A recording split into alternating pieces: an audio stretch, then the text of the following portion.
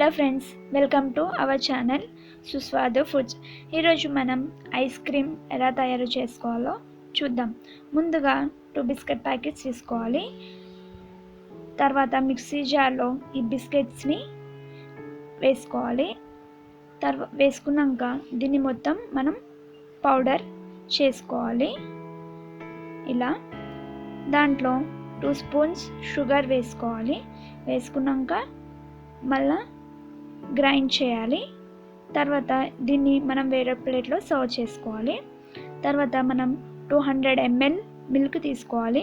తీసుకొని ఇలా ఉడికించాలి. మిల్క్ని ఉడికించాక మనం ఇప్పుడు గ్రైండ్ చేసిన బిస్కెట్ పౌడర్ని దీంట్లో వేసుకోవాలి. వేస్తూ కలపాలి. మొత్తం వేసేసుకొని బాగా కలపాలి.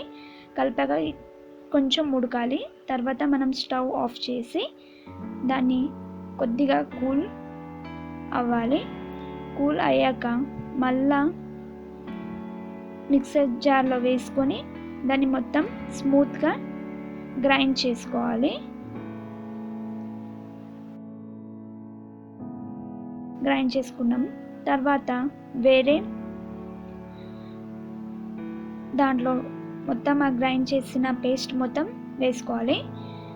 ఒక గ్లాస్ తీసుకొని ఈ పేస్ట్ని ఆ గ్లాస్లో వేసుకోవాలి. ఇది చాలా బాగుంటుందండి. ఐస్ క్రీమ్ ఇంట్లోనే చాలా ఈజీగా ఉంటుంది. మీరు ట్రై చేయండి. తర్వాత మనం ఐస్ క్రీమ్ స్టిక్స్ ఉంటాయి కదా, అవి తీసుకొని మధ్యలో గుచ్చాలి.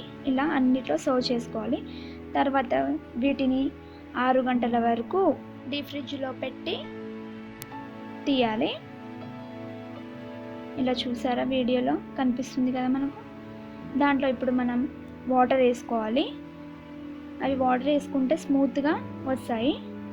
ఇలా దాన్ని మెల్లిగా తిప్పుతూ మనం తీయాలి. చూసారా, రెడీ టేస్టీ ఐస్ క్రీమ్. ఈ వీడియో కనుక మీకు నచ్చినట్లయితే లైక్ చేయండి, షేర్ చేయండి. మరికొన్ని వీడియోస్ కోసం సబ్స్క్రైబ్ చేయండి.